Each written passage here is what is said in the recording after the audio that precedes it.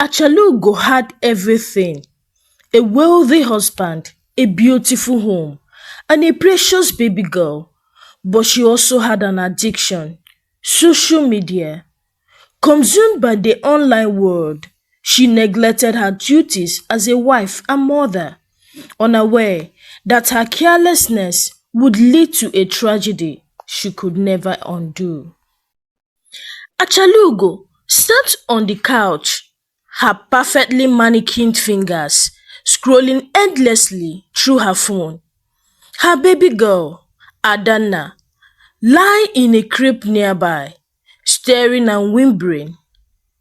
The scent of burnt food filled the house, but Achalugo remained lost in the glow of her screen, smiling at a video. Achalugo, her husband, Obinna, stormed into the house, dripping his briefcase. He sniffed the air. "What is that smell?" she gasped, suddenly remembering the pot of rice on the stove. She jumped to her feet, knocking her phone onto the floor, and ran into the kitchen. Smoke billowed from the pot. Obinna followed, his voice laced with anger. "Again? How many times, Achalugo? Do you want to burn the house down?" She bit her lips, waving the smoke away. "It's just small burning." Small? He yanked the pot off the burner. The bottom was so black. "You did this last week, and the week before. God knows how many times while I'm at work." I was distracted. She picked up her phone, checking for notifications. Obinna snatched it from her grip. "This is the problem." Her eyes widened in outrage. "Obinna, give me my phone." He raised it in the air. "This is what you care about, isn't it? Not our baby, not our home, just this useless thing." She folded her arms. "So because I enjoy my phone, I'm a bad wife? Am I the only woman who browses online?" Obinna let out a sharp, bitter laugh. "You are not a wife, Achalugo. You are a child playing with a toy." Tears burned in her eyes, but she refused to show weakness. She knew the kind of person I was before marrying me. Maybe I was blind. He shook his head. "I came home tired, hoping for peace, but the house is a mess. The baby is crying, and food is either burnt or not cooked at all. What kind of marriage is this?" Achalugo's lips trembled. "Are you saying I'm a bad mother?" He exhaled deeply. "I'm saying I don't know how much longer I can take this." The weight of his words hit her, but instead of backing down, she snatched her phone from his hand. "Then maybe you shouldn't have married me." Obinna's face darkened with disappointment. Without another word, he turned and walked out of the kitchen. For the first time, Achalugo felt a saliva of fear creeping in. She had won the argument, but something in Obinna's eyes told her she was losing something much greater. Obinna adjusted his tie in front of the mirror, watching Achalugo through the reflection. She was lying on the bed, legs crossed, laughing at something on the phone. He took a deep breath.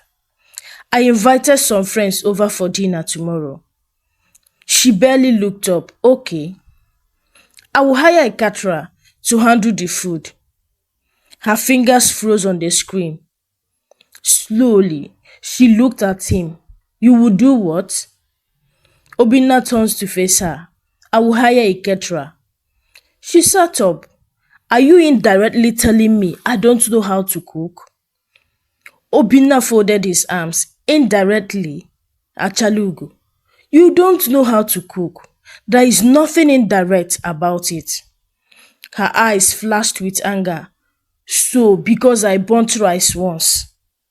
"Not once, countless times, Achalugo. I work all day to provide for this home. The least I expect is a decent meal when I invite my friends over. She sprang to her feet. I will cook the food. No caterer is coming into this house. Obinna sighed, Achalugo, please. Let's not turn this into an argument. She scoffed. Oh, so I should just agree that I'm useless, right? I should let you bring some woman into my kitchen to do what I'm supposed to do over my dead body. Obinna shook his head. Fine, cook then, but if you mess this up, don't blame me. Achalugo smirked. You will see. The next evening, the guests arrived. Obinna's friends, three successful businessmen, and their wives, sat in the living room, drinking and laughing. Obinna, though smiling, kept glancing at the dining table, dreading with what was to come. Then Achalugo emerged, grinning triumphantly. Dinner is ready. The guests took their seats. Plates were served. Obinna hesitated before taking a bite of the soup. His jaw clenched. It was salty. In fact, it tasted like she had emptied an empty bag of salt into it. One of the guests cleared his throat after one spoonful. Oh, this is unique. His wife, Ifunanya, coughed, pushing her plate away. Another guest whispered to Obinna, Bro, did you say a caterer cooked this? Obinna's hand tightened around his spoon. No. Chike nodded, struggling to swallow. I figured. Achalugo, obviously to the suffering around her, beamed. Eat well, oh. I put in extra effort. Ifunanya forced a smile. It's very rich. Rich with suffering, Obinna thought. Then came the jollof rice. It was a nightmare. The grains were swollen, soggy, and drawn in tomato paste. The meat was undercooked. Emeka's wife took one bite, turned pale. The table was silent. Achalugo frowned. Why is nobody eating? Obinna set down his spoon. His voice was calm but sharp because the food is inedible. She gasped. What? He met her gaze, unflinching. This is the worst meal I have ever tasted. A long, painful silence.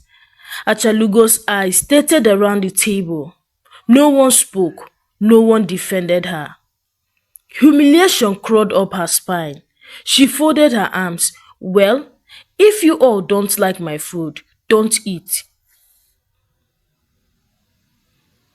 Obinna sighed, pushing his plate away. Achalugo, you did this to prove a point, and you failed. Tears burned in her eyes, but she jotted her chin out. At least I tried, unlike you, who just wants to embarrass me. Obinna's voice was dangerously low. You embarrassed yourself. With that, he stood up and walked out of the dining table, leaving Achalugo alone with the wreckage of her pride. The wailing of baby Adanna filled the house, but Achalugo didn't hear it. She was lying on the couch, crinkling at her phone, fingers tapping furiously as she commented on a trending gossip post. The crying grew louder.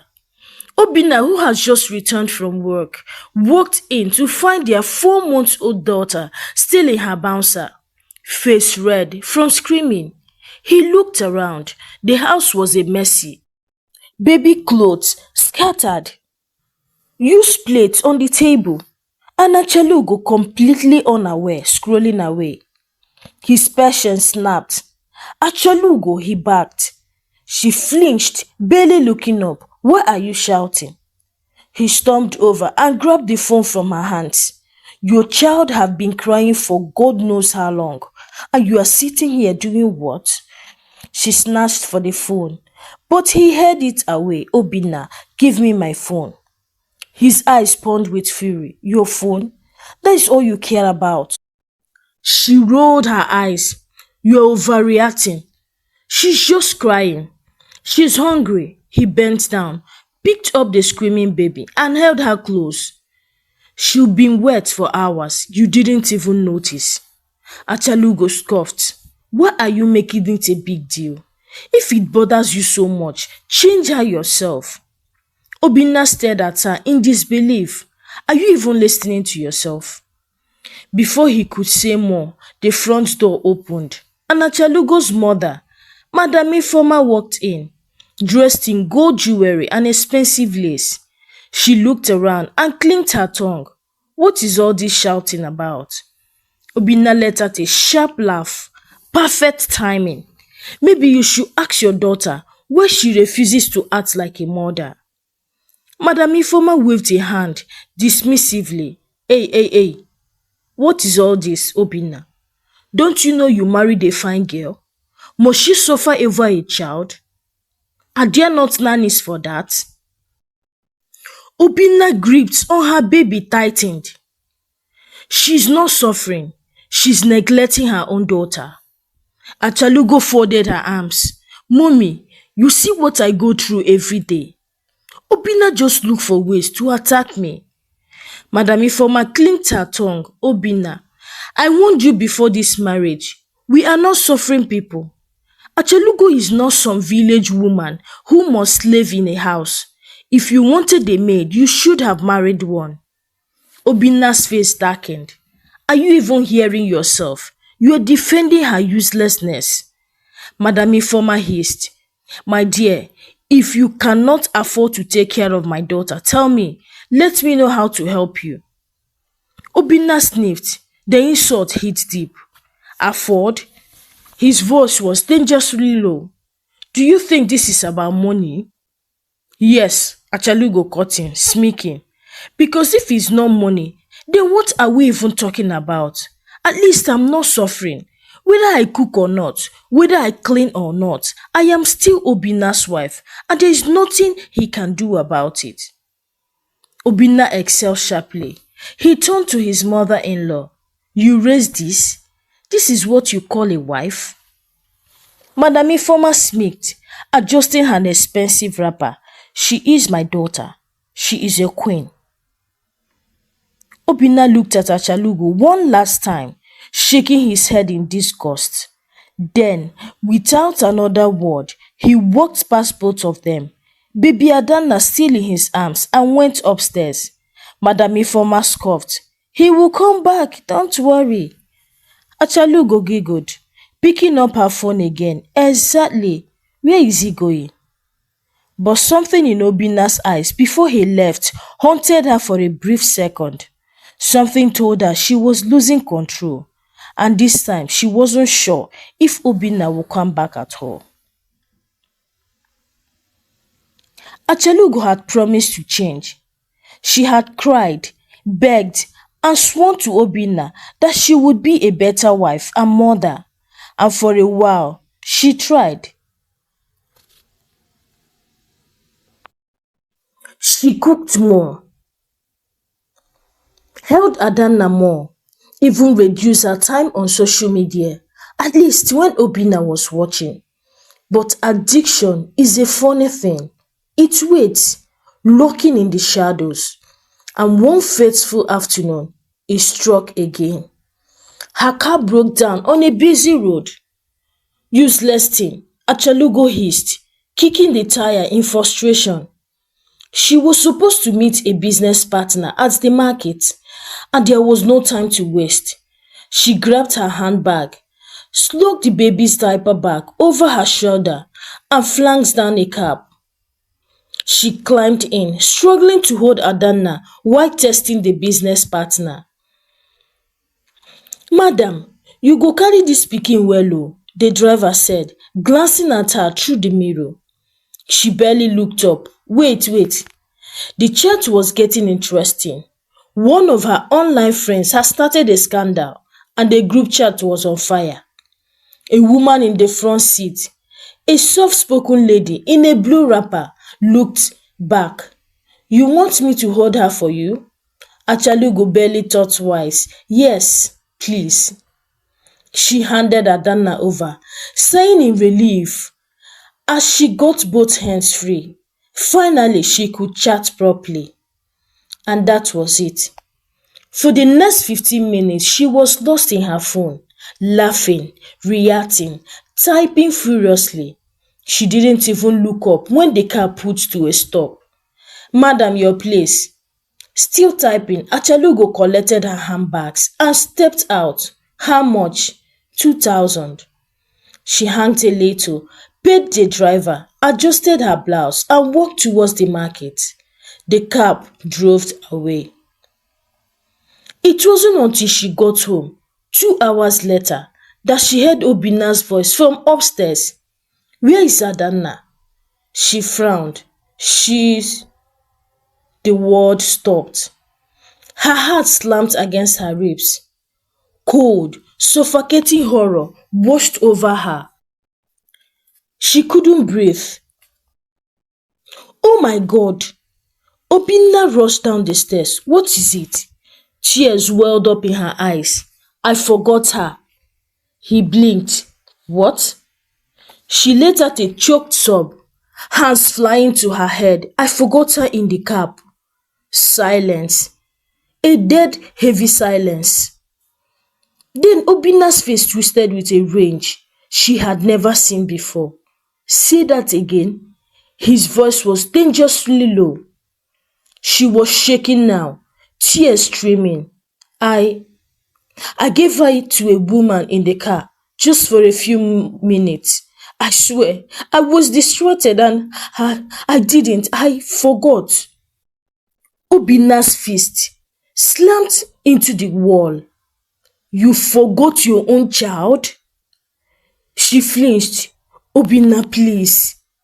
He grabbed his key and rushed out. "If anything happened to that baby Achalugo, I swear to God." The door slammed behind him. Achalugo collapsed onto the floor, sobbing. For the first time, real, gut-wrenching fear looked over her. This wasn't just an argument. This wasn't something she could cry her way out of. She had done the unforgivable, and this time, Obinna might never forgive her. The city was turned upside down. Posters of baby Adanna were plastered on street corners. Calls were made. Police reports were fired. Obinna, eyes bloodshot, drove from one taxi park to another, showing pictures to every driver he saw. "Have you seen this baby? Please, have you seen my daughter?" But the answer was always the same. "No, sir. Sorry, sir." Days passed, then weeks. The woman in the blue wrapper never came forward. The driver couldn't be traced. The police said they were still investigating, but deep down, everyone knew the truth. Adanna was gone. The night Obinna gave up was the first time Achalugo saw him cry. She sat on the floor of their bedroom, knees drawn to her chest, her phone lying untouched beside her. Her eyes were swollen from weeping. She hadn't eaten in days. Obinna stood by the window, silent, staring into nothing. The man she had married, the man who once looked at her with love, even through his frustration, was gone. Now, there was only emptiness. "I went to the last police station today," he finally said. His voice was hoarse, like it hurts to speak. "They told me the same thing." Achalugo swallowed hard. What? What did they say? He exhaled shakily. "That she's probably gone for good." Her body shook. A fresh wave of sob tore through her. No, Obinna, we can still..." "She's gone, Achalugo." His voice cracked.